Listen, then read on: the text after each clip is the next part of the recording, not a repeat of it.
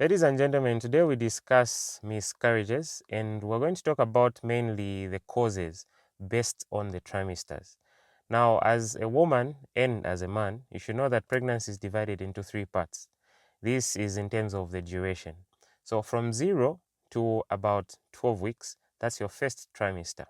And from 13 all the way up to 27 weeks, this is your second trimester. And from 28 up to delivery, that's your third trimester. Now, based on miscarriages, they happen due to different factors, and I've divided them in this way because they'll actually make more sense that way. By definition, a miscarriage is a spontaneous loss of a baby before it reaches the age of viability. Now, this age of viability is something that's very subjective, depending on the resources that a country has and different things. So in Zambia, we have this at 28 weeks. What this means is that when your baby clocks 28 weeks going forward, we have the equipment, the personnel, and the capacity to maintain that baby until the baby grows up outside the uterus of the mother. In other countries, this age of viability is actually 22 weeks. For some, it's 24, 26, based on what they can do. For others, it's actually way higher. For the first trimester miscarriages, by the way, this is the period where most miscarriages happen. The majority of causes in this particular period are genetic problems. You should know that half comes from your mother, half comes from your dad. And when the two combine, they should combine in a very proper and adequate way.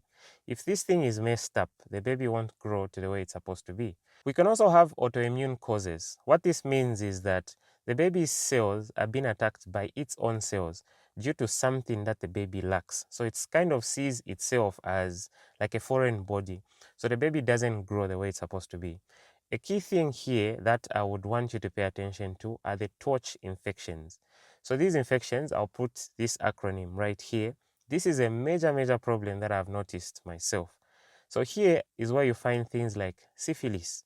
This is where you find things like recurrent UTIs.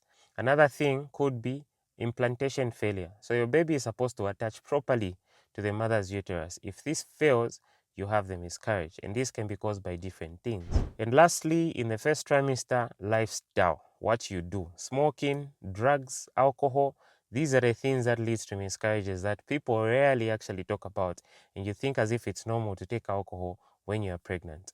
When it comes to the second trimester, I would like you to think about this period like more of structural.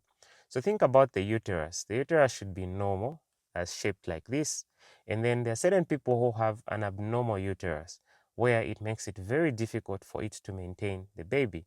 Either it will be divided where the baby grows and outgrows the space in the uterus, so it fails to thrive and then comes out as a miscarriage. It can actually rupture the membranes. You see the water comes out before time and then the baby comes out also. Other people have things like fibroids. You have a fibroid in the uterus which is growing and your baby is also growing. The two are competing for space. You end up having a miscarriage because the baby literally has to grow, but the fibroid is a tumor, so it kind of like wins in this situation. Cervical incompetence in the second trimester is one of the biggest problems. So here it has to deal with a weight problem. Just like I said, structural. So your baby has become big and your cervix cannot hold the weight of that baby. So it starts dilating. Now, dilating of the cervix is one of the mechanisms that ends up starting labor. So when it dilates to a point where it stimulates your body that this is labor, the baby will be expelled and this comes out as a miscarriage.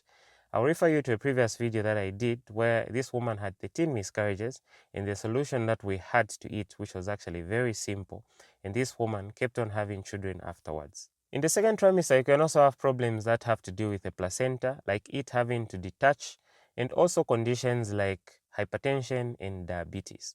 When it comes to the third trimester, I know by now that this is not a typical miscarriage that we're talking about. You're literally losing a baby that you can manage.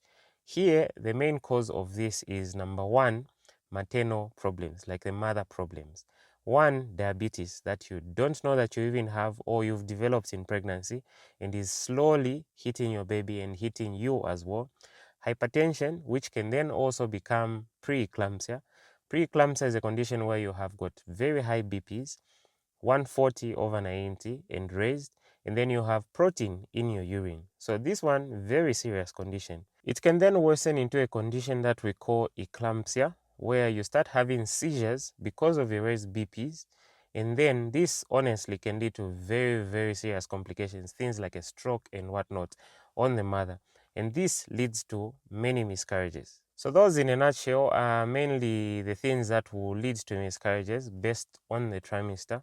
Now, the solution and how to prevent yourself from developing a miscarriage is something that's going to be dealt with on an individual basis. So make sure that you visit your antenatal as soon as you are pregnant, because you rule out a lot of these problems. Trust me, a lot of these things will be treated literally on the first day of your antenatal visit.